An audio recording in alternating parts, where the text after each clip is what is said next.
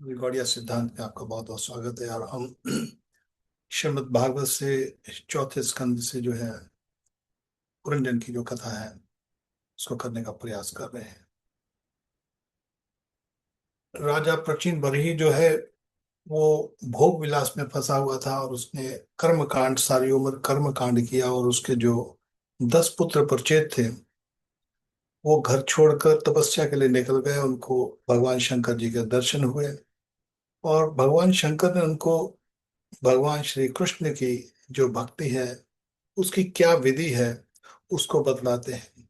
और शंकर जी कहते हैं प्रचेताओं को, हे प्रचेताओं, ये जो विधि, जो स्तोत्र मैं आपको बता रहा हूं, मैं स्वयं भगवान श्री विष्णु का, श्री कृष्ण का ये स्तोत्र करता हूं। और आप भी उसी हिसाब से आप जो है भगवान कृष्ण की भक्ति कीजिए। इसको कहते हैं महाजन गता सपंथा। महाजन जो ऋषि मुनि जिस रास्ते से उन्होंने भगवान की प्राप्ति की है वो हमको भी वही आदेश देते हैं कि आप इस रास्ते से चलो, क्योंकि उसी रास्ते से वो भगवान को प्राप्त करते हैं और उस रास्ते मार्ग जो है वो हमको दर्शाते हैं। नारद जी पर दुखा दुखी नारद जी देखते हैं कि राजा प्रचिन भरी धार्मिक तो बहुत है परंतु कर्म कांड में फंसा हुआ है। तो नारद जी राजा के पास आते हैं। राजा, तुमने कर्म कांड किए और इनमें कितने पशुओं की बलि भी दी, तेरे को उसका भुगतान करना पड़ेगा। और ये जो तू कर्म कांड कर रहे हो ये कर्म कांड केवल इस शरीर के सुख के लिए है। भले वो सुख जो है तुम्हारा है या तुम्हारी प्रजा का है, मगर ये सारे सुख जो है शरीर से संबंधित हैं। तो यहाँ पर नारद जी उनको क्या कहते हैं, हम पहले उसको थोड़ा सा, ये पूरा जो अध्याय है, नारद जी जो राजा प्रचीन भरी को भगवान के तरफ ले जाने के लिए उनको क्या क्या निर्देश देते हैं। तो नारद जी कह रहे हैं, नारद वाचा वो प्रजापाते राजन पुष्ण पश्यत तव्याद्वरे है। तो यहाँ पर मैं केवल ट्रांसलेशन पढ़ूंगा उनकी, इस प्रसंग की। श्री नारद जी ने कहा, देखो देखो राजन, तुमने यज्ञ में निर्दयता पूर्वक जिन हजारों पशुओं की बलि दी है उन्हें आकाश में देखो। ये सब तुम्हारे द्वारा प्राप्त हुए पीड़ाओं को याद करते हुए बदला लेने के लिए तुम्हारी बाट देख रहे हैं। जब तुम मरकर परलोक में जाओगे तब ये अत्यंत क्रोध में भरकर तुम्हें अपने लोहे के से सींगों से छेदेंगे। अच्छा, इस विषय में मैं तुम्हें एक प्राचीन उपाख्यान सुनाता हूँ। वे राजा पुरंजन का चित्र है, उसे तुम मुझे सावधान होकर सुनो।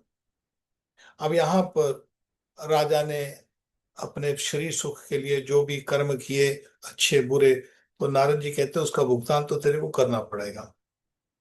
तो अब उसको भगवान के प्रति जाने के लिए उसको एक कथा सुना रहे हैं। बोलते एक प्राचीन उपाख्यान सुनाता हूं। अब ये प्राचीन उपाख्यान में क्या कहते हैं कि राजा पुरंजन का चित्र है, तुम उसे मुझे सावधान पूर्वक सुनो। तो यहाँ पर नारद जी कहते हैं राजा प्रचीन भरी को, राजन, पूर्व काल में पुरंजन नाम का एक बड़ा यशस्वी राजा था। उसका अभिज्ञात नाम एक मित्र था।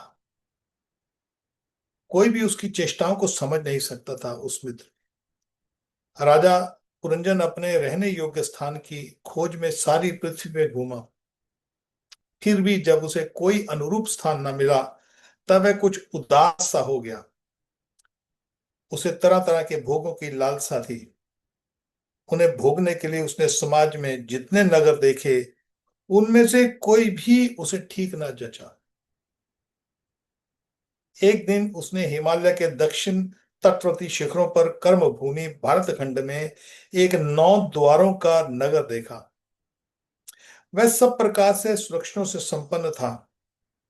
सब ओर से परकोटों, बगीचों, अटारियों, खाइयों, झरोखों, राजद्वारा से शोभित था और सोने, चांदी तथा लोहे के शिखरों वाले विशाल भवन में खचाखच भरा था। उसने महलों की फर्शें नीलम, स्फटिक, वैदूर्य, मोती, पन्ने और लालों की बनी हुई थी। अपनी कांति के कारण वह नागों नागों की राजधानी भोगपुरी के समान जान पड़ता था।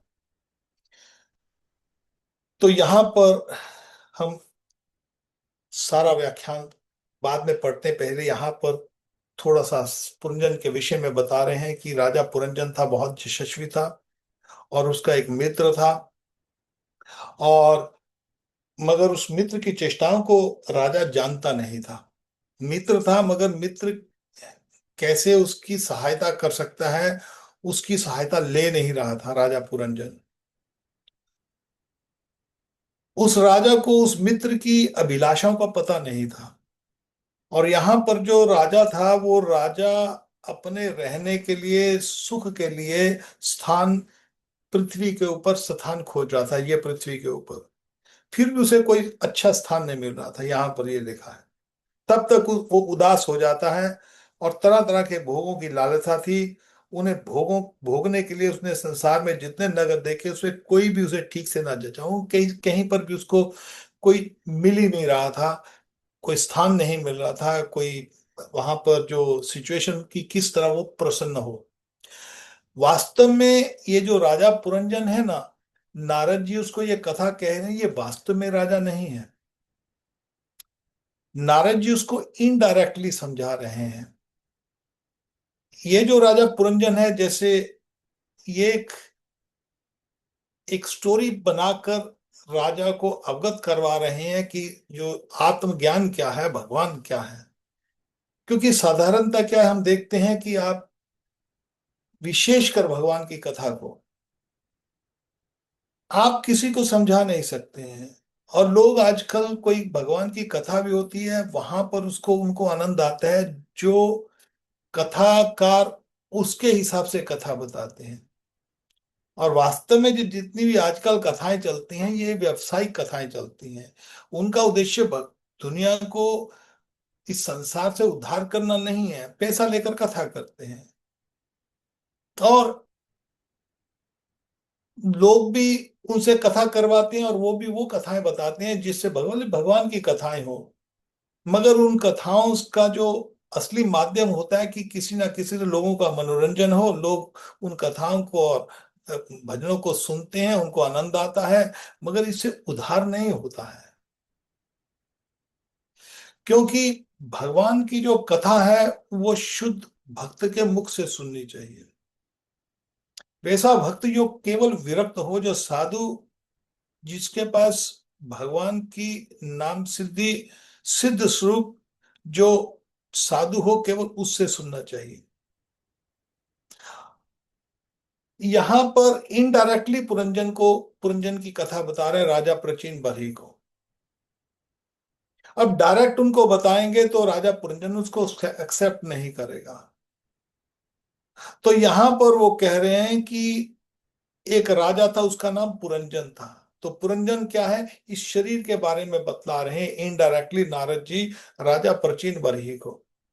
कहते राजा, वो जो जो पुरंजन राजा था ना, पुरंजन मीन, ये पुरम पुरम कहते हैं, जैसे हम पुर कहते हैं, किसी किसी शहर का नाम पीछे पुर लगता है, शहर होता है, जैसे होशियारपुर, ऐसे पीछे अपने कई शहर हमारे भारत में हैं जिसके पीछे पुर लगता है। तो पुरम, तो पुरन, और जन का अर्थ होता है जो जन, जैसे हम कहते हैं ना कि जो जन कल्याण, लोगों का कल्याण। तो जन, वास्तव में जन होता है जीव, जो आत्मा है उसको जन कहा जाता है। तो यहां पर नारद जी इनडायरेक्टली उनको, राजा प्राचीन भरी को कह रहे हैं कि एक राजा था, उसका नाम पुरंजन था। अर्थात ये जो शरीर है, ये शरीर, आत्मा, ये जो शरीर है ये पुर है, और हम ही पुरंजन है। वास्तव में जितने भी लोग हैं इस शरीर में, जो मानव शरीर है वो पुरंजन है। तो आगे वो कहते हैं कि नारद जी कहते हैं राजा, उसका एक मित्र था, उसका नाम विज्ञात था। ये विज्ञात कहते हैं अननोन को, जो उसको जाने नहीं, हमको उसके बारे में पता नहीं है, मगर हमारा मित्र है। यहां पर वो अज्ञात, जो अविज्ञात मित्र है वो कौन है, वो है भगवान श्री कृष्ण। हमारे शरीर में आत्मा के संग एक और व्यक्ति रहता है जिसको हम परमात्मा कहते हैं। भगवान कृष्ण गीता में कहते हैं कि सर्वस्य चाहम हृदय संविष्टो मत स्मृति ज्ञानम अपोहनम च, कि मैं सबके हृदय में बैठा हूं। और भगवान सबके सुहृद सर्वदेही नाम, भगवान सबके सुहृद हैं। साधारणतः हम क्या देखते हैं आजकल, जो पंथ हैं, जो मत हैं, जो धर्म के नाम पे चलते हैं, वास्तव में वो धर्म नहीं है। वो अपने अपने फॉलोअर्स को बनाना चाहते हैं, अपने अपने चेलों को बनाना चाहते हैं। भले वो ईसाई हो, मुसलमान हो या हिंदू धर्म में इतने इतने पंथ निकल आए हैं, वो केवल अपनी बात करते हैं। जो उनका अनुसरण करेगा, जो उनको फॉलो करेगा, उसका उद्धार होगा। बाकी जो होंगे वो नरकों में जाएंगे, वो ये होगा, उनको उनको कष्ट होगा। ऐसे कितने कितने लोग, ऐसे कितने कितने मत हैं। और विशेषकर पंजाब हरियाणा में तो ऐसा ऐसे गुरु लोग बैठे हैं जो गुरु बोलते हैं, अरे तुमने गुरु से वो मंत्र नहीं लिया है तो तुम जो है, तुम निगुरे हो, और तुम्हारा कल्याण नहीं होगा, तुम्हारे को ये होगा, तुम्हारे को काल खा जाएगा। डराने वाले लोग हैं। मगर भगवान श्री कृष्ण वो ऐसे नहीं है कि वो केवल जो उनकी भक्ति करते हैं केवल उनके सुहृद हैं। भगवान ने कहीं ये नहीं कहा, मगर भगवान कहते हैं हाँ मेरे को सबसे ज्यादा प्रिय है। भक्ता माम भी जानाति, भक्त मेरे को जान सकते हैं। मगर फिर भी भगवान सुहृद सर्वदेही नाम, जितने भी प्राणी हैं, और केवल इस पृथ्वी पे नहीं, आप ब्रह्मन भुवन लोक हो, इस ब्रह्मांड में, केवल एक ब्रह्मांड में भी जितने भी ब्रह्मांड हैं, तो भगवान यहाँ पर अज्ञात पुरुष हैं। वो चाहते हैं कि जीव का संबंध जो है, भगवान गीता में एक और बात कहते हैं, ममेवांश जीव लोके जीव भूत स्नात मन शिष्टानि इंद्रियाणि प्रकृष्टानि कृष्यति। भगवान श्री कृष्ण कहते हैं कि जीव का जो संबंध है वो मेरे से है। मन शिष्टानि इंद्रियाणि, मगर ममे वांशो जीव लोके, मेरा अंश है जीव। वो जो अंश के साथ ये अर्थ नहीं है कि वो हम भगवान हैं, भगवान के अंश हैं। भगवान के कई लोग ऐसा बोल देते हैं जी भगवान ने एक एक तो गुरु आजकल खूब सोशल मीडिया पे अपना जो भी चलाता है और कहता है कि एको बहु श्यामा, बस श्याम ही सब कुछ बने हुए हैं, हम सब श्याम ही हैं, हम सब कृष्ण हैं। ये ये ये मायावाद है, ऐसा नहीं है। भगवान दो तरह से, हाँ हम भगवान के अंश हैं मगर हम पृथक अंश हैं। भगवान के दो अंश होते हैं। भगवान की तीन शक्तियां वास्तव में होती हैं।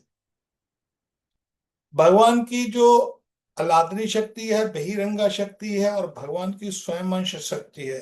स्वयं अंश में भगवान अपने आप को विष्णु के रूप में प्रकट करते हैं, विष्णु के रूप में विस्तार करते हैं। और जो जीव है वो भी भगवान का अंश है, मगर वो पृथक अंश है, उससे सेपरेटेड है, मगर है अंश भगवान का। जैसे हमारा हाथ है, ये हमारा अंश है हमारे शरीर का। मगर जब शुक्राणु से जो जो जो उसके माँ के गर्भ में जब बच्चा ठहर जाता है, तो जो बच्चा है वो उससे पृथक हो जाता है, पहले उसके संग होता है। माँ के संग ही है, माँ के ही शरीर में वो बढ़ता है। मगर जब वो योनि के रास्ते से जब अपना जन्म लेता है तो वो सेपरेट हो जाता है, तब उसको वापिस नहीं माँ के गर्भ में ले जाके बिठा सकते, वो सेपरेट ही रहेगा। जब तक जीवित रहेगा सेपरेट रहेगा। उसी तरह हम जितने भी जीव हैं, हम पृथक अंश हैं श्री कृष्ण से। और श्री कृष्ण कहते हैं न तव हम जातु आशम न तेवम नेमे जनादिपा न चैव न भविष्य सर्वे भ्यमते पुरम। गीता में भगवान कहते हैं कि जितने भी, अर्जुन, कोई ऐसा समय नहीं था जब तुम नहीं थे या मैं नहीं था या ये राजा नहीं थे। ये पहले भी थे, अब भी दिखाई दे रहे हैं, और उसके बाद, मृत्यु के बाद ये आगे भी रहेंगे। मैं भी रहूंगा, ये भी रहेंगे, तुम भी रहोगे। ये पृथक है, मिक्स नहीं होते हैं। जीव के ऊपर, अपने ऊपर है कि इस संसार में रहे या ठाकुर के संसार में रहे। जीव तटस्था शक्ति गिना जाता है। जैसे तट होता है, एक एक समुद्र का जो तट है, उस तट पे वो पानी पानी आ भी सकता है, पानी नहीं भी रह सकता। तो हम तटस्था शक्ति है ठाकुर जी के। भगवान की जो राधा रानी है वो आह्लादनी शक्ति है। राधा रानी से सब देवियां प्रकट होती हैं, उन लक्ष्मियां सब प्रकट होती हैं, वो आह्लादनी शक्ति है। एक भगवान की शक्ति है बहिरंगा शक्ति, जिसको दुर्गा कहा जाता है। दुर्गा इस भौतिक संसार में भौतिक ब्रह्मांडों को चलाती है। भगवान की एक आह्लादनी शक्ति जो बैकुंठों में चलती है, बैकुंठ में चलती है। उस पे वहां पर जितने भी जीव हैं सब आह्लादनी शक्ति, सब जीव जीव जीव एक्चुअली वास्तव जीव का संबंध वहां से। जीव चेतन है, चित्त वस्तु है, कॉन्शियस है। जीव मैटर नहीं है, जड़ वस्तु नहीं है। मगर यह संसार जो है ये जड़ वस्तु है। श्रीमती राधा रानी जो है वो आह्लादनी शक्ति है, वो चित्त शक्ति है। और बहिरंगा शक्ति है, उन्हीं से निकली है, उसको दुर्गा देवी कहते हैं। दुर्गा देवी जड़ शक्ति की कंट्रोल करती है। और ये जो दोनों शक्तियों में जो जीव है, जीव जो है भगवान का अंश है। और इसका जो मूल घर है वो बैकुंठ ही है। कृष्ण भूले जीव भोग वांछा करे। कभी कोई व्यक्ति इस संसार में टाइम इमेमोरियल अनादिकाल से हम किसी ना किसी तरह इस संसार में फंसे पड़े हैं। और हम चेतन वस्तु हैं, हम चित्त हैं। भगवान सत्य है, चित्त है, आनंद है। ब्रह्मा जी कहते हैं ईश्वर परम कृष्णा सच्चिदानंद विग्रह अनादिरादि गोविंद सर्व कारण कारणम। ब्रह्मा जी कहते हैं कि मैं भगवान नहीं हूं, ईश्वर परम कृष्ण, परम श्री कृष्ण परम ईश्वर है। ईश्वर परम कृष्ण, जैसे हम कई बार सुनते हैं परमेश्वर। आजकल तो ये जो अ, ईसाई लोग हैं वो परमेश्वर परमेश्वर कह रहे हैं और लोगों को धर्मांतर कर रहे हैं। मगर मूर्खों को पूछो कि यहाँ पर देखो, हजारों करोड़ों साल पहले जो ब्रह्मा जी क्या कह रहे हैं, किसको कह रहे हैं परमेश्वर? वो जीसस को परमेश्वर नहीं कह रहे यहाँ पर। परमेश्वर ईश्वर परम कृष्णा, ईश्वर परम, ईश्वर परम। परम को पहले लगा दो, परम को जब बाद में लगा दो, परमेश्वर परम ईश्वर कृष्णा। सत्य चित आनंद, वो सत्य है, वो चित्त है, चेतन वस्तु है, वो आनंदमय है। उसी तरह हम भी आनंदमय हैं। मगर हम इस संसार में जो घूम रहे हैं यहां पर, वो कह रहे हैं कि वो जो उसका अविज्ञात नाम का मित्र है ना, उसकी चेष्टाओं को वो जो पुरंजन समझता नहीं है। जैसे हम भगवान की जो क्या इच्छा है हम उसको समझते नहीं है। हमको ये नहीं, क्योंकि हमको अपनी अपने विषय में नहीं पता। हम अपने आप को, शरीर को हम मान रहे हैं। कोई किसी को पूछता है कि आपका नाम क्या है, बोलता जी हमारा नाम ये है। जो भी उसका नाम होगा, नाम किसने दिया?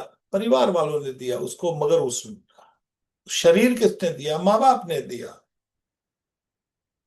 वो शरीर इसका मतलब हमारा नहीं। ये जो नाम हमको सभी अपने अपने लोग अपने अपने नाम से संबोधित करते हैं, मगर वो नाम भी हमने सिलेक्ट नहीं किया है, किसी और ने सिलेक्ट करके हमको हमारे ऊपर स्टैंप लगा दी, तुम्हारे आज से नाम ये है। बड़ा होता है व्यक्ति, बच्चा, तो उसी नाम को मान लेता है कि मेरा यही नाम है। और यही नाम स्कूल में चलता है, यही नाम पासपोर्ट पे चलता है, यही नाम जब तक वो इस शरीर में जीव रहता है तब तक वो नाम चलता है। जब वो मर जाता है तो बोलते वो मर गया। जो शरीर है, ये शरीर, हम अपने आप को शरीर समझते हैं, मगर हम शरीर नहीं, हम आत्मा है। देही नस्मिन था देहे कौमारम यौवनम जरा तथा देहांत प्राप्ति धीर तृणाम हुई थी। भगवान कहते हैं कि ये जो देही है, आत्मा है, वो इस देह में रहती है। वो जन्म लेती है, मृत्यु लेती है, उसमें उसकी अवस्था में बड़ा होता है, बचपन का शरीर, बुढ़ापे का शरीर, अंत में उसकी मृत्यु हो जाती है। मगर जो व्यक्ति देहिन स्मित का कौमारम जौबनम जरा तथा देहांत प्राप्त धीर सतनम, जो धीर है वो इससे प्रभावित नहीं होता, क्योंकि वो जान जाता है कि देही कौन है। हम देह को अपने आप मान लेते हैं। तो भगवान जो अज्ञात पुरुष, जो अज्ञात है, वो हमारी देह के अंदर ही साथ में हमारे बैठा हुआ है। हमारे शास्त्र में कहते हैं जैसे वृक्ष के अंदर दो, एक कोई वृक्ष है, वृक्ष के ऊपर दो पक्षी बैठे हो। एक पक्षी जो है वो खा रहा है, और एक पक्षी केवल देखता है, बस उसको नोट कर रहा है कि क्या कर रहा है ये पक्षी। उसको दखल अंदाजी नहीं करता, जो चाहता है उसको देता है, उपदृष्टा अनुमंता। उस जो देखने वाला पक्षी है वो परमात्मा श्री कृष्ण है। और श्री कृष्ण यहाँ पर उपद्रष्टा अनुमंता हम सबको वो ही दे रहे हैं। भले कोई बुरी चीज कर रहा है, भले जो कोई अच्छी कर रहा है, बुरे कर्म कर रहा है, अच्छे कर्म कर रहा है, वो परमात्मा उसमें दखलंदाजी नहीं करता। ठीक है, आपको जो करना है तुम करो, मैं आपको देता हूं, मगर तुम्हारा इसमें सुख नहीं होगा। भगवान श्री कृष्ण जो है, ये परमात्मा के बारे में थोड़ा सा समझ लेना बहुत जरूरी है। भगवान स्पष्टता से कहते हैं, सर्वस्य चाहम हृदय सन्निविष्ट, मैं हृदय में बैठा। मत स्मृति ज्ञानम अवपोहनम, मेरे से ही ज्ञान अर्जित होता है। मेरे से ही तुमको जो है कैसे था, सर्वस्य चाहम हृदय मत स्मृति, स्मृति जो यादाश्त है वो भी मेरे से ही आएगी। और जो तुम भूल जाते हो वो भूलना भी मैं ही तुमको सिखा रहा हूँ, वो भी मैं ही प्रदान करता हूँ। पिछले हमने जन्मों में क्या किया, ठाकुर जी भुला देते हैं जीव को, ताकि जीव इस संसार में भोगना चाहता है। भगवान श्री कृष्ण तीन तरह से एक्सपेंड करते हैं, अपना विस्तार करते हैं। भगवान श्री कृष्ण से पहले महाविष्णु, जिसको कारणोदक्षा महाविष्णु कहा जाता है, कारणोदक्षाय विष्णु, जिस कारण से सब ब्रह्मांड उत्पन्न होते हैं, उसको महाविष्णु कहा जाता है। फिर भगवान विष्णु एक एक ब्रह्मांड में जाकर समाते हैं, और जिस ब्रह्मांड में बैठते हैं उनको गर्भोदक्षाय विष्णु कहा जाता है। आपने कई बार देखा होगा, भगवान की नाभि में से कमल का प्रकट है, लक्ष्मी जी उनके पांव में बैठी हैं, एक कमल प्रकट होता है, उसके ऊपर ब्रह्मा जी बैठे हैं। उस विष्णु को जो है गर्भोदक्षाय विष्णु कहा जाता है। गर्भोदक्षाय विष्णु जो है वो ब्रह्मांड में बैठते हैं, और ब्रह्मांडों के ब्रह्मांड तैयार होते हैं, एक एक ब्रह्मांड में अलग अलग जो भगवान विष्णु वहां पर एक एक जगह जगह पर बैठे हैं। और क्षीरोदक्षाय विष्णु का अर्थ है जो व्यापक होता है, जो हर जगह पर व्यापक, चर चर में जो व्यापक।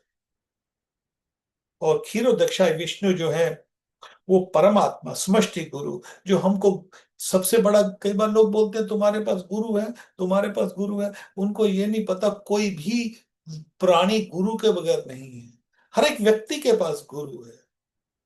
जिस गुरु को हम गुरु कह रहे हैं, वो जो वो व्यष्टि गुरु होता है। वो इन आंखों से जिस गुरु को देख रहे हैं, व्यष्टि गुरु, समष्टि गुरु, जो सब गुरुओं का गुरु है, वो केवल श्री कृष्ण है। वो कृष्ण जो है परमात्मा के रूप में हमारे संग बैठे हैं, मगर हम उनको देखते नहीं है। जैसे पुरंजन है, इस अपने मित्र जो विज्ञात है उसको देख नहीं रहा है। पुरंजन ने सारा जन्म जो है अपने शरीर सुख के लिए, अपने राज सुख के लिए उसने बड़े बड़े अनुष्ठान किए, बड़े बड़े यज्ञ किए, बड़ी बड़ी तपस्याएं की, बड़े बड़े दान किए, मगर ये सब शरीर के लिए किए।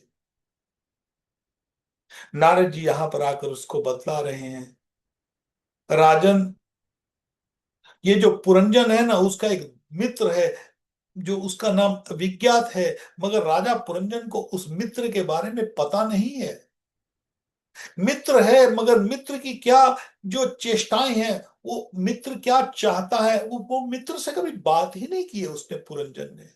मगर वो मित्र इतना अच्छा मित्र है उस पुरंजन का, कि वो मित्र पल पल उसके संग है, मगर उसकी तरफ वो देखता नहीं है। हमारे एक मित्र थे, वो एक इसी तरह पुरंजन की कथा की तरह, एक वो अब उनका देहांत हो गया, काफी साल, 4-5 साल हुए, मगर एक वो कथा कहते थे। वो कथा समझाने के लिए थी। वो कहते थे कि एक व्यक्ति के पास उसके उसके उसकी उसकी 4 पत्नियां थी, और उन 4 पत्नियों में से वो 3 पत्नियों को तो बहुत ही प्रेम करता था, और एक पत्नी की तरफ तो कभी देखता भी नहीं था। वो बेचारी सोचती थी कि कभी ये देखता भी नहीं है मेरी तरफ। मैं इस राज में, इस घर में बैठी हूं, मगर इस घर के अंदर उसने कभी आज तक देखता नहीं है, केवल 3 पत्नियों की तरफ देखता है 24 घंटे। तो एक बार उसको कोई साधु मिला। साधु ने उसको पूछा, उसके कल्याण के लिए, बेटा ऐसा करो, तुम इतनी पत्नियों को प्रेम करते हो, अच्छा उनको एक जाकर पूछो कि मैं कल को मर जाऊंगा तो तुम क्या करो। तो तुम इतना प्रेम करते हो तो इनको पता लग जाएगी कौन सी पत्नी जो तुमको सबसे मन से चाहती है। तुम इतना करते हो अपनी पत्नियों के लिए, आज उनका भी टेस्ट हो जाए। व्यक्ति मान गया, बोलता ठीक है। पहली पत्नी के पास जाता है, जिसको वो सबसे ज्यादा प्रेम करता है।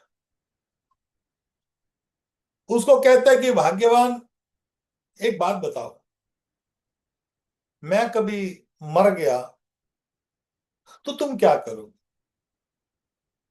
तो उसने बोला, अरे पतिदेव, तुम मरे तो तुम्हारा और मेरा संबंध तो तभी टूट गया, बात खत्म। तुम कौन हो, मैं कौन हूं, इसके कुछ लेना देना नहीं है, बस तुम्हारा, तुमको तो तुरंत तुम मरे तो हमारा संबंध खत्म, प्रेम प्रेम सब खत्म। बहुत दुखी हुआ। दूसरी पत्नी के पास जाता है, अरे भाग्यवान, कभी मैं कल को मर गया तो तुम क्या करोगे। तो पत्नी बोलती, पतिदेव तुम मरे, मैं दूसरे के पास, तुरंत उसी क्षण दूसरे के पास चले जाऊंगी। एक सेकंड का भी टाइम नहीं वेस्ट होगा, तुरंत उसके पास चले जाओ, किसी और के पास। अच्छा, तीसरी पत्नी को पूछता है, भाई तुम क्या करोगी, मैं मर गया तो। बोलती, कोई बात नहीं, मैं इतनी बुरी नहीं हूं जितनी तुम्हारी पहली 2 पत्नियां हैं। हाँ, मैं एक काम जरूर करूंगी, मैं जहां तक तुम्हारी, जहां चिता जलेगी ना, जहां तक शमशान घाट तक तो मैं जाऊंगी जरूर। अच्छा, चौथी को पूछता है, जिसको कभी उसने देखा नहीं था। देखता है वो एक कोने में बैठी है, और बहुत सुंदर थी। अरे पछताता है, अरे मैंने तो तेरी तरफ कभी देखा ही नहीं है। इन 3 पत्नियों तो मेरे को, इन्होंने तो धोखा दे दिया तीनों ने। भाग्यवान तुम क्या करोगे। वो अपने पति को बोलती है, तुम जहां जहां चलोगे मैं तुम्हारे संग संग चलूंगी। तुम जिस लोक में जाओगे मैं उस लोक में पहुंच जाऊंगी। तुम इसकी चिंता मत करो। तुम्हारा अगला जन्म कभी किसी गरीब घर में हुआ तो भी मैं तुम्हारे संग रहूंगी। अमीर में घर में होगी तो भी तुम्हारे संग रहूंगी। सुख में दुख में मैं तुम्हारे संग ही रहूं। तब उसको पता लगता है, ओहो। तो तुरंत वो जो साधु था वो राजा को बताता है, राजा, ये जो मैंने तुमको 4 पत्नियों की बात कही है ना, ये 4 पत्नियां कौन है मैं तेरे को समझा देता हूं अभी। जो सबसे पहली पत्नी है उसका अर्थ है कि पहली पत्नी ये शरीर है। हमारा इस पत्नी, शरीर रूपी पत्नी के साथ जो संबंध है, इस देही का, जो आत्मा का, जीव का जो संबंध है इस शरीर से, जिस शरीर के लिए हम इतना कुछ करते हैं, वो जब मरता है तो शरीर का आत्मा का संबंध उसी समय टूट जाता है। राजा, जो दूसरी पत्नी के विषय में तुमको बतलाया है, जो पत्नी कहती है कि मैं तुरंत दूसरे के पास चली जाऊंगी, वो पत्नी है तुम्हारी धन संपत्ति, तुम्हारा घर, तुम्हारी जायदाद, सब कुछ ये जो है, ये तुम्हारी दूसरी पत्नी है राजा। ये पत्नी जब तुम मरते हो तो तुरंत दूसरे के पास चली जाती है, धन रूपी पत्नी। तो साधु उस व्यक्ति को बतलाता है कि जो तीसरी पत्नी है, वो है हमारे मित्र, हमारे परिवार के जो सगे संबंधी, वो ज्यादा से ज्यादा हमारे संग चलेंगे तो शमशान घाट तक चलेंगे। शरीर फूक दिया, संस्कार, अंतिम संस्कार हो गया, सब अपने अपने घर चले जाएंगे, खूब रोएंगे, सब कुछ करेंगे, मगर थोड़ी के देर के बाद फिर खाना पीना शुरू कर देंगे, फिर वही संसार। एक दिन दुख होगा, दूसरे दिन, तीसरे दिन, धीरे धीरे वो दुख कम होता जाएगा।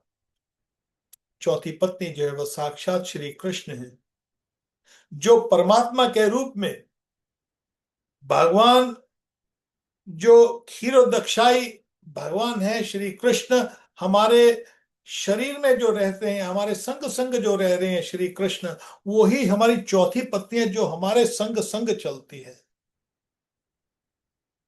तो यहाँ पर नारद जी राजा प्रचीन बरही को कह रहे हैं, राजा प्रचीन बरही जो पुरंजन है, राजा पुरंजन का जो मित्र है, प्रज्ञात, सॉरी अभिज्ञात, उस मित्र को कभी देख नहीं रहा, मगर व्यक्ति है जो, जिस तरह यहाँ पर राजा पुरंजन कहते हैं कि वो लालसा के पुरंजन रहने योग्य स्थान की खोज में सारी पृथ्वी में घूमा, फिर भी उसे कोई अनुरूप स्थान नहीं मिला। वह कुछ उदास सा हो गया, क्योंकि जीव को यहाँ पर इस संसार में जितना भी भटक लो, सब जगह ये दुखाल्यम है। ये जगह का नाम श्री कृष्ण ने कहा है कि दुखाल्य शाश्वत। ये संसार जो है ये दुखाल्यम है। जिस तरह हम कई बार हम समझाए आपको कि आप पुस्तकालय में जाए, वहां पर केवल पुस्तकें ही पुस्तकें मिलेंगी। आप चिकित्सालय जाएं, आपको केवल दवाइयां दवाइयां मिलेंगी।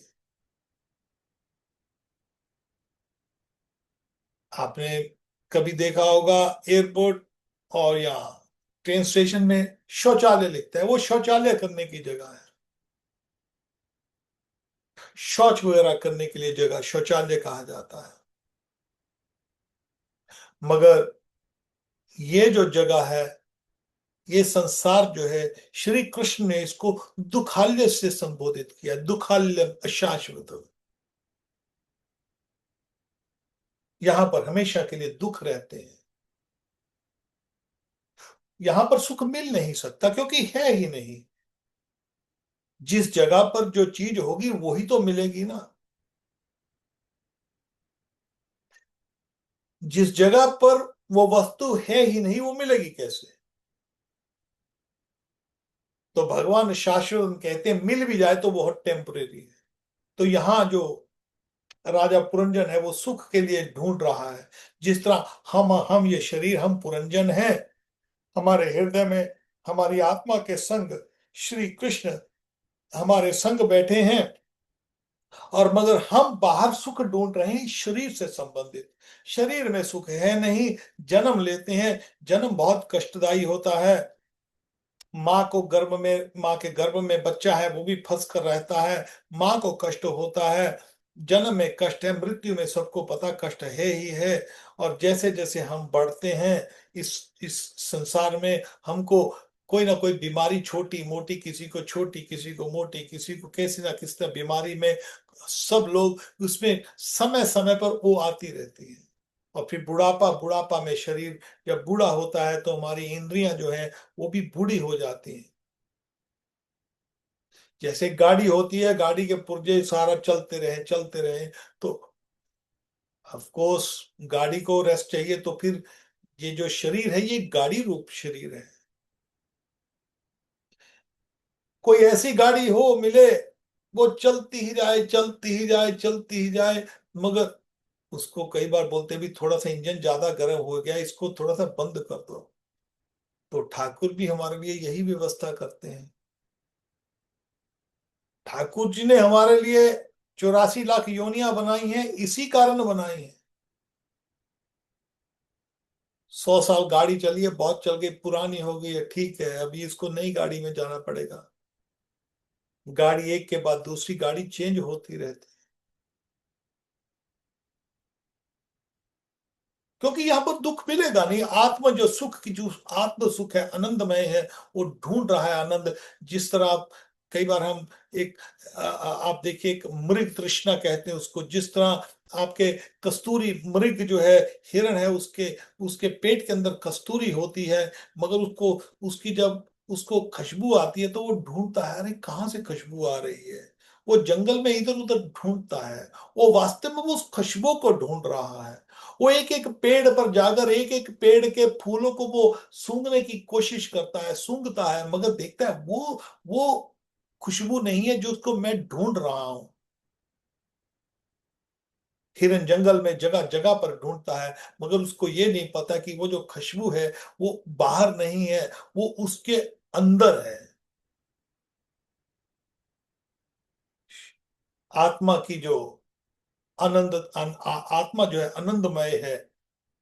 और जब तक आत्मज्ञान के पीछे पीछे नहीं जाता, यहाँ पर नारद जी उसको बता रहे हैं कि जो व्यक्ति है, वो जो पुरंजन था, वो ढूंढ रहा है, मगर उसको वो मिलेगी नहीं, वो क्योंकि उसको उसकी संतुष्टि होती नहीं, होगी नहीं, हो सकती नहीं।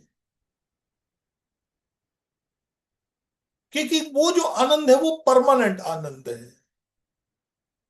और जो शरीर का आनंद है वो थोड़ी क्षणिक आनंद है। आनंद है, आनंद ये नहीं है कि आनंद नहीं है। खाने में आनंद है, भोग करने में आनंद है, कुछ पहनने कपड़े पहनने में आनंद है, हर एक वस्तु में आनंद है। आप गाड़ी खरीदते हैं, आपको थोड़ा सा आनंद आता है। घर खरीदते हैं, आनंद आता है। बच्चे होते हैं, जो जन्मदिन मनाते हैं, खूब नाचते हैं, गाते हैं, मगर वो आनंद है, एक दिन के लिए रहता है, 2 दिन के लिए रहता है। हमको याद है, आज से हमारे पिताजी बताते थे, जब हमने देखा तो बारात जो होती थी वो 2 दिन की होती थी। एक दिन बारात आती थी घर पे, तो उनको जो लड़की की लड़का लड़की का जब विवाह होता है, ये तो हमने अपनी आंखों से देखी, हमारे घरों में यही हुआ है।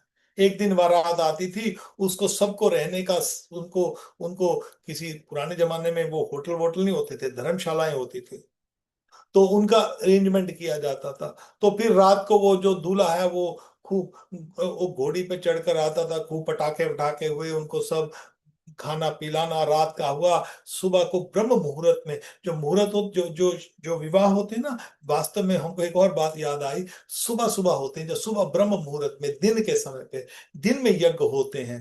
रात को यज्ञ नहीं होते, रात को प्रेत यज्ञ होते हैं। ये जो यज्ञ करते हैं ना, जो आजकल वो जो विवाह शादियां, इसीलिए वो विवाह शादियां, उसमें जो भी है संबंध बनते नहीं आजकल, क्योंकि वो जो यज्ञ होते हैं, वो यज्ञ के अंदर जो पवित्र ब्रह्म मुहूर्त में ब्राह्मण है, जो जो जो कन्या का जो पिता है वो व्रत रखता था। तो ये सब एक ये धार्मिक विधि है।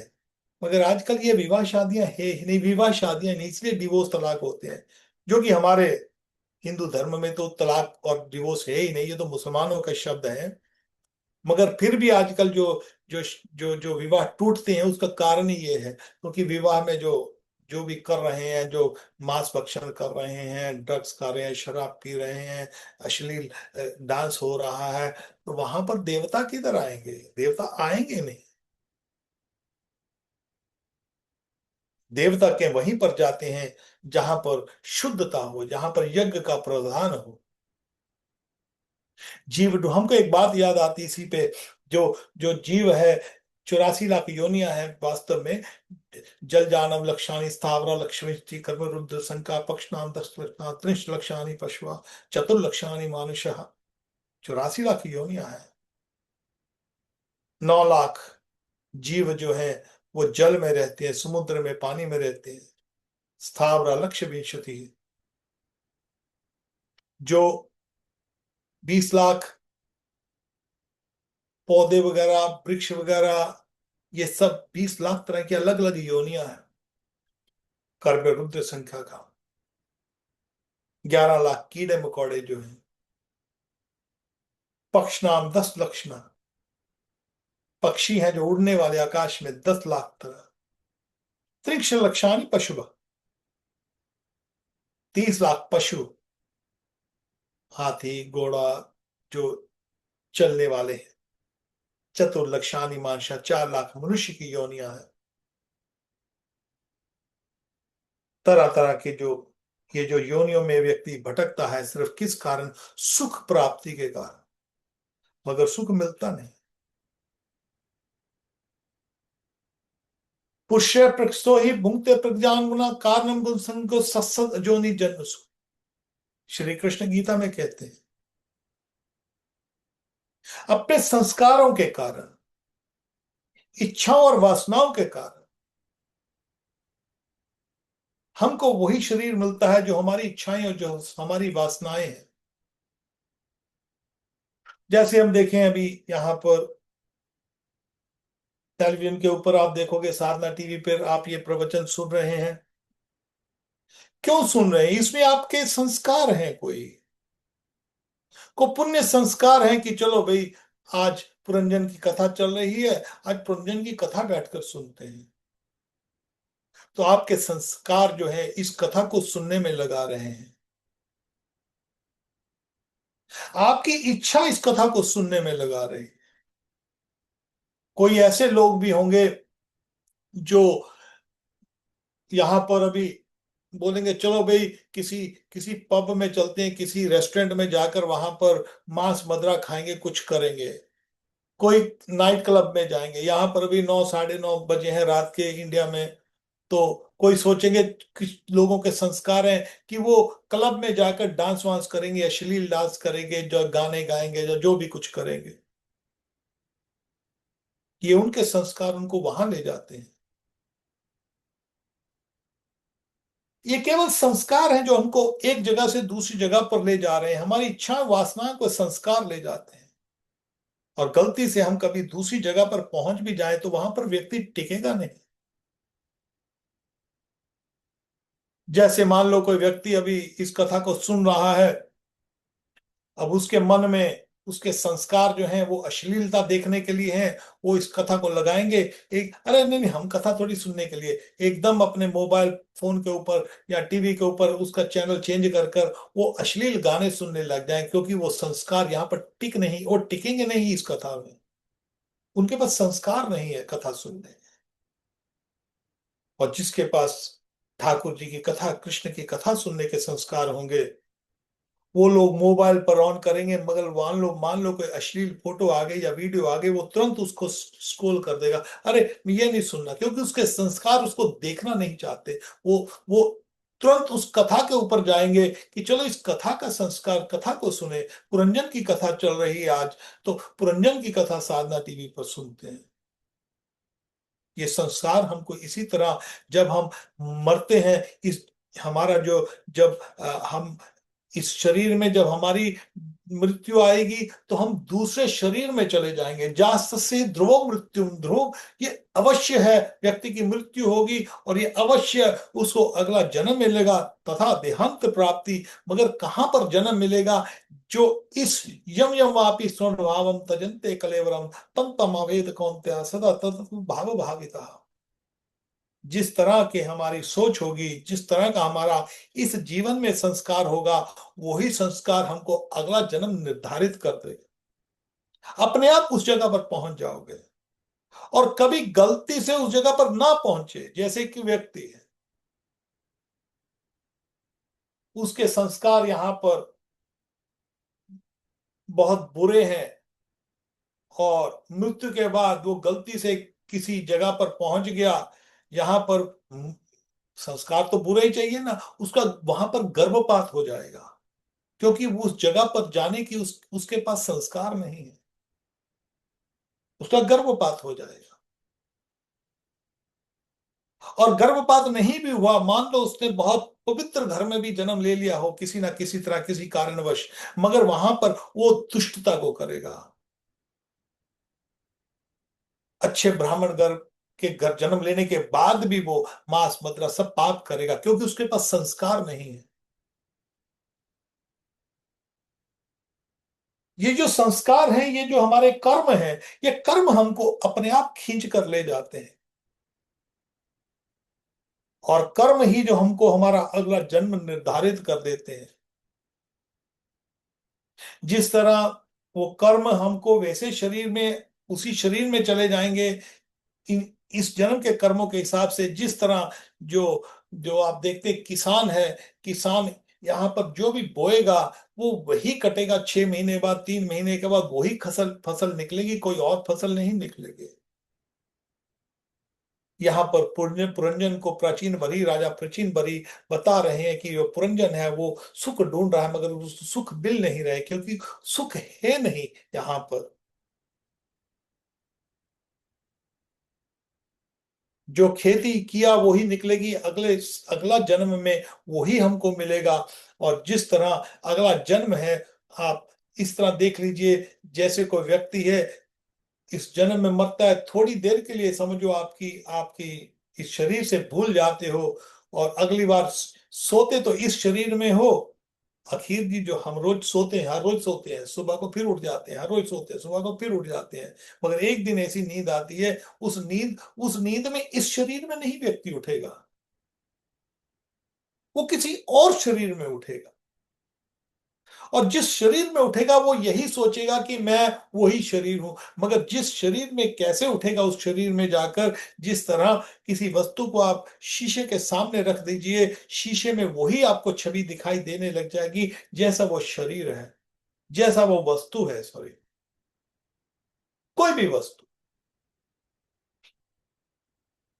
आप जो मिरर है, जो शीशा है, शीशे के सामने जैसी जैसी वस्तु, अच्छी वस्तु रखे, शरीर अच्छी, वो जो शीशा है वो वही आपको परछाई दे देगा, वही दिखाएगा जो वस्तु उसके सामने है। तो हमको अगला जन्म जो है, अगला जन्म हमको उस शीशे में से परछाई की तरह मिलेगा। जिस जैसे जैसे हम कर्म और संस्कार इस जोनी में करेंगे, वैसे वैसे हमको आगे मिलते हैं। और राजा पुरंजन को प्राचीन बरी कह रहा है, राजा तुम सुख ढूंढ रहे हो, मगर यहाँ पर सुख है नहीं, मिलेगा नहीं, तुमने खूब ढूंढ लिया। फिर यहाँ पर आगे कहते हैं, जो नारद जी कहते हैं यहाँ पर, कहते हैं कि राजा पुरंजन अपने रहने योग्य स्थान की खोज में सारी पृथ्वी में घूमा, फिर भी जब उसे कोई अनुरूप स्थान ना मिला, वह कुछ उदास सा हो गया। उसे तरह तरह के भोगों की लालसा थी, उन्हें भोगने के लिए संसार में जितने नगर देखे, उनमें उसे कोई भी ठीक न जैसे, कहीं सुख मिला नहीं। एक दिन हिमालय के दक्षिण तटवर्ती शिखरों पर कर्म भूमि भारत खंड में एक 9 द्वारों का नगर देखा। अच्छा, यहाँ पर भारत खंड के लिए बोला। भारत खंड एक पवित्र भूमि है। भारत भूमि जो श्री चैतन्य महाप्रभु ने, श्री कृष्ण जो है वही चैतन्य महाप्रभु है। चैतन्य महाप्रभु श्री कृष्ण के अवतार नहीं है, श्री कृष्ण ही चैतन्य महाप्रभु। जो अन्य विष्णु तत्व हैं, अन्य विष्णु के जो जितने भी रूप हैं, चतुर्भुज नारायण के रूप हैं, राम, नरसिंह, वरा, मत्स्य, कुर्मा, जितने भी अवतार हैं उनको अवतार कहा जाता है। भगवान की एक्सपेंशन, भगवान ने अपने एक, जैसे एक और कॉपी बना ली, एक और कॉपी बना ली, मगर वो कॉपी में भगवान में कोई अंतर नहीं होता। जैसे एक एक मोमबत्ती है, एक मोमबत्ती से दूसरी मोमबत्ती जला लो, तीसरी जला लो, चौथी जला लो, सब मोमबत्तियां एक ही है। भगवान कृष्ण के जितने भी विष्णु रूप हैं वो सब एक है। उसका अर्थ ये नहीं कि वो अलग अलग बन गए, नरसिंह देव वो अलग है, राम जी अलग है, श्री कृष्ण अलग, ऐसा नहीं है। मगर फिर भी वो अवतार है। मगर यहाँ पर श्री कृष्ण, मूल श्री कृष्ण, वो ही राधा रानी का जो रंग है, राधा रानी जो आह्लादनी शक्ति है भगवान की, कुछ लोग भेद करते हैं, हम उस तत्व पे पर फिर कभी चलेंगे। बोलेंगे जी राधा लग गए, राधा राधा करोगे ना, हम राधा के पुजारी हैं, हम राधा की पूजा करते हैं। आजकल ये नया काम चल पड़ा है। वो अप संप्रदाय वाले हैं, आजकल जो चल रहा है ना, आजकल जो नया काम, उसको अप संप्रदाय कहते हैं। वो सांप्रदायिक नहीं है। वो भगवान ने, श्री कृष्ण ने ये कभी नहीं सिखाया है। तो ये आजकल जो राधा राधा चल रहा है, हम तो राधा के पुजारी है जी। अरे राधा अकेली को कैसे भजोगे? कभी सीता सीता भजते हो कभी? हम जब भी भजते हैं तो सीताराम सीताराम सीताराम भजते हैं। और जब भी राधा राधा राधा राधा, ये तो राधा सुधा निधि पुस्तक में प्रबोधन सरस्वती ठाकुर महाराज जी ने राधा सुधा निधि पुस्तक में राधा रानी का जो व्याख्या की है, क्योंकि प्रबोधन सरस्वती ठाकुर तुंग विद्या जी हैं। वो राधा रानी की अष्टसखियों में से हैं। प्रबोधन सरस्वती ठाकुर महाराज जी जब अपने 272 श्लोक लिख रहे थे, आजकल तो 270 70 कर दिए, ये हमारे गौड़िया संप्रदाय में से हैं प्रबोधन सरस्वती ठाकुर महाराज। तो वहां पर श्लोक 94 95 96 97 98 इनमें राधा रानी की व्याख्या लिखी गई है। तो जब वो राधा राधा कर रहे हैं तो राधा राधा वो तुंग विद्या के भाव में कर रहे हैं। जब ये श्री कृष्ण राधा राधा कर रहे हैं, वो श्री कृष्ण राधा राधा कर सकते हैं। यशोदा मैया राधा राधा कर सकती है, तुंग विद्या अष्ट सखियां राधा राधा कर सकती हैं। आप और मैं, हम राधा राधा उच्चारण नहीं कर सकते। हम ना तो तुंग विद्या है, ना प्रबोधन सरस्वती ठाकुर महाराज है, ना हम श्री कृष्ण हैं। हम राधा नहीं कर सकते। हम उस भाव में, वो सखियां बन जाओ, सहचरियां बन, हम वो हैं। सखी नहीं बन सकते हो आप। बन सकते हो, मगर उसके लिए पूरा बहुत प्रोसेस चैतन्य महाप्रभु ने उसके बारे में सिखाया है। वैसे राधे राधे करिए, राधा रानी तुम स्वामिनी, हम आपके दास, ये भाव में राधा रानी की पूजा करिए। राधा रानी को राधे राधे करके पुकारे। उसको ये करके नहीं, राधा राधा, और ये नहीं चलता हमारे गौड़ीय संप्रदाय के, ये बिल्कुल विरुद्ध है, शास्त्रों के ये विरुद्ध है।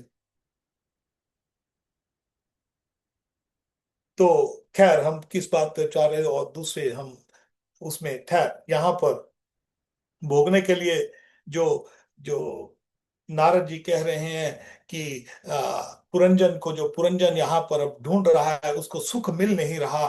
तो वहां पर वो भारत भूमि की बात कर रहे थे। तो भारत भूमि चैतन्य महाप्रभु ने कहा है, जो भारत भूमि ते मनुष्य है ले जन्मजार, जन्म सार्थक करी करो परोपकार। भारत भूमि एक पुण्य भूमि है, देवताओं की भूमि है, तपस्या करने की भूमि है, यह तपोभूमि है। इस पृथ्वी के ऊपर जो भारत खंड है ना, हिमालय से नीचे, वास्तव में तो टोटल पृथ्वी का नाम ही भारत था।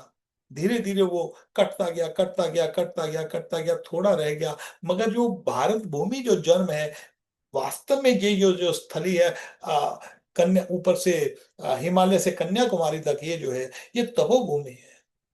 बाकी की जो भूमि है उसको भोग भूमि कहा जाता है।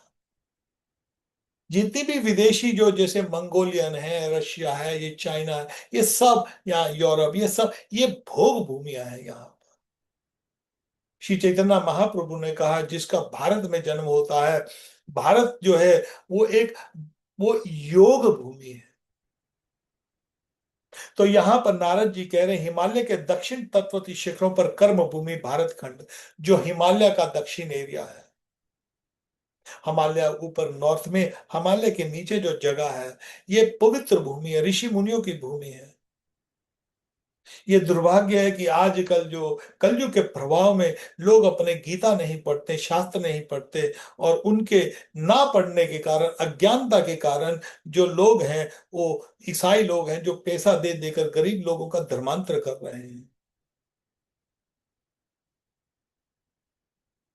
आपने भारत भूमि में कभी नहीं देखा होगा, आप इतिहास पढ़ लिए, बड़े बड़े राजपूत हुए हैं, वो बहुत लड़ाई किया है। कई बार लोग बोल देते हैं, हमारे पास तो इतनी बड़ी व्याख्या है, कई बार लोग बोलते हैं कि जी जी, वो जो सिख धर्म सरदारों ने बचाया था हिंदुओं को, ऐसा नहीं है। अरे मराठों में हमारे राजपूत कितना लड़े हैं, राजस्थान में हमारे राजपूतों ने कितनी कितनी बार उनको उनको हराया है। हम उस कथा में नहीं जाएंगे, मगर उनके जो जो जो सिखों के जो गुरु हैं, जिनको एक उनका सर काट दिया था, उनको उठाने के लिए बोले हिंदू थे। भारत भूमि जो है वो बहुत पवित्र भूमि है। हम आपको अपना अध्ययन करना चाहिए, नहीं अध्ययन करेंगे तो जो धर्मांतर करने वाले हैं इसीलिए वो कर रहे हैं। जो डरपोक हिंदू था वो मुसलमान बन गया था। जो आजकल लालची हिंदू है वो ईसाई बन रहा है। ईसाई उनको लालच दे रहे हैं, उनको फ्री एजुकेशन दे रहे हैं, उनको फ्री चीजें दे रहे हैं, और लालची हिंदू जो है वो ईसाई धर्म को अपना रहा है। और जो डरपोक हिंदू था उन्होंने सलवारों पहनकर वो मुसलमान बन गए। आपने, जो पढ़ा लिखा हिंदू है, जो गीता शास्त्र पढ़ता है, वो कभी अपने धर्म को नहीं छोड़ता है। तो भारत की भूमि जो है वो अपने आप को आज भी हमारे हमारा धर्म बचा है। और आज हमारे गुरु जी ऐसी भक्तिदान स्वामी प्रभुपाद, वो 70 साल की उम्र में उनके गुरु जी ने कहा जाओ विदेशों में जाकर बताओ कि श्री कृष्ण भगवान है, इनसे सब कुछ अधिभूत होता है, सब कुछ बनाने वाले श्री कृष्ण है। और हमारे गुरु जी के जो गुरु जी थे श्रीला भक्तन सरस्वती ठाकुर प्रभुपाद महाराज, उनका उनका एक ही उद्देश्य था। वो कहते थे कि ये जो हमारी आ, भगवान की जो भक्ति है गीता की, ये जो भक्ति है ये यूनिवर्स चीज को पता होना चाहिए। ये साइंस है, ये कोई विश्वास नहीं है, ये मत नहीं है। वैदिक साहित्य जो है, हमारे 4 वेद, 18 पुराण, महाभारत, जितने अग्म अग्म कहते हैं, जो वैदिक साहित्य होते हैं उनको अग्म कहा जाता है। अग्म पुराण सिद्ध हैं, ये पढ़े लिखे लोग समझे। और हमारे गुरु जी आए, उन्होंने ये जो ज्ञान है कृष्ण कॉन्शियसनेस का, उन्होंने उनके कारण ही आज अमेरिका में, चाइना में, रशिया में, अफ्रीका में, यूरोप में, सब जगह लोग हरे कृष्ण कृष्ण कृष्ण हरे हरे, हरे राम राम राम हरे हरे। उन्होंने लोगों को पैसा देकर कन्वर्ट नहीं किया। कन्वर्ट का तो बात नहीं, मगर कृष्ण के बारे में कैसे समझाएं, कृष्ण की जो भक्ति है कैसे की जाती है, चैतन्य महाप्रभु कौन है, भगवत गीता, भागवत, चैतन्य चरितमृता, ये जो हमारी कंक्लूजन सारे, उन्होंने जितने भी विदेशियों को समझाया, वो केवल किसके ऊपर समझाया, हमारे हित के ऊपर साइंटिफिकली समझाया है, धर्मांतर नहीं किया। जो जीव क्या है, आत्मा क्या है, परमात्मा क्या है, कर्म क्या है, प्रकृति क्या है, भगवान क्या है, भगवान के अवतार क्या है, बैकुंठ क्या है, केवल इस विषय में उन्होंने समझाया। और इसकी अप्रिशिएशन आप Bhagavad Gita as it is उठाइए, उसमें देखिए जो हमारे गुरु जी ने जो प्रिंट की, पहले भी बहुत गीताएं प्रिंट हुई हैं, गीता प्रेस से भी, या कितनी भी और गीताएं प्रिंट हुई हैं, मगर हमारे गुरु जी ने जो गीता का अनुवाद किया, Bhagavad Gita as it is, आप उसको ऑनलाइन पे चेक कर लीजिए। आप प्रीफेस में जाकर देखिए किस तरह जो अलग अलग जो संसार की यूनिवर्सिटीज हैं, प्रोफेसर हैं, उसको अप्रिशिएट कर रहे हैं। क्योंकि ये कोई मत नहीं है, कोई कोई विश्वास के लिए धर्म नहीं है। जैसे मुसलमान है, वो कहते हैं जी ऊपर है कोई, मगर कौन है उनको नहीं पता है। ईसाई ऊपर है, कौन है नहीं पता है। मगर हमारे गुरु जी कहते हैं हम आपको पूरा उसका उसका ठाकुर जी का, कृष्ण का क्या एड्रेस है, वो कैसे, उनका उनका जो डिटेल है, उनका उनका राज कैसे है, बैकुंठ कैसे है, ये सब कुछ बहुत ब्यूटीफुली एक्सप्लेन बाय हमारे गुरु जी। एसी बम स्वामी शिला प्रभुपाद ने, ये प्रभुपाद जी ने ये जो कृष्णा कॉन्शियसनेस ये जो स्थापित की, इससे केवल हिंदू नहीं, आप देखोगे कि सब गोरे जो जितने भी लोग हैं उसको अपना रहे हैं। आज दुर्भाग्य है कि हमारा जो हिंदू, जो हमारे इंडिया में जो हिंदू हैं, आजकल वही जो है उसको रिजेक्ट कर रहे हैं। और क्या कर रहे हैं, वही जो सेकुलर हिंदू बन रहे हैं, इससे उनका उद्धार नहीं होगा। भारत भूमि जो है, ये जो भूमि, ये पवित्र भूमि है। आज का समय हो गया है, मगर इसके ऊपर हम यहाँ पर आगे उस यहाँ पर वो बताएंगे, जो पुरंजन की कथा जो अभी आगे चलेगी, तो उसमें किस तरह ये जो जो कर्म भूमि भारत खंड में नौ द्वार का एक नगर देखते हैं। तो ये नौ द्वार का नगर क्या है, इसके विषय में हम अगले सप्ताह बात करेंगे। और किसी का कोई प्रश्न तो मैं ले सकता हूँ, कोई कुछ पूछना चाहता हो? अम, कोई किसी का कोई प्रश्न हो? ठीक है, तो रंजन जी राधे श्याम। दीपक जी राधे श्याम, राधे श्याम, कैसे हैं आप? बहुत बढ़िया चीज आप सुनाइए। ठीक है, बस ठाकुर जी की कृपा है बस। और आइए आइए, वृंदावन आइए हमारे पास। आप आगे हो वृंदावन? बस मैं आ रहा हूँ, कल को आ रहा हूँ। अच्छा, कल आ जाओ। हम हाँ। अभी पिछले हफ्ते होके आए हैं। हाँ जी जी। हाँ, तो ठीक है, तो हम आपको मिलेंगे। तो ठीक है, यहाँ पर पुरंजन की कथा चलेगी अभी। जो ठीक है। जो हाँ, तो जो हम पुरंजन एक नगर में जाएगा, नगर देखता है, और नगर के नौ द्वार हैं। वो नौ द्वार क्या हैं? क्योंकि पुरंजन है जो शरीर है, तो इस शरीर के हम्म। विषय में जो नारद जी हैं वो अवगत करा रहे हैं राजा प्राचीन बलि को। तो और यहाँ यहाँ पर आज विश्राम देते हैं कथा को। सो ठीक ठीक है प्रभु जी, राधे श्याम, राधे श्याम, है। ठीक है। राधे। जय राधे, जय राधे।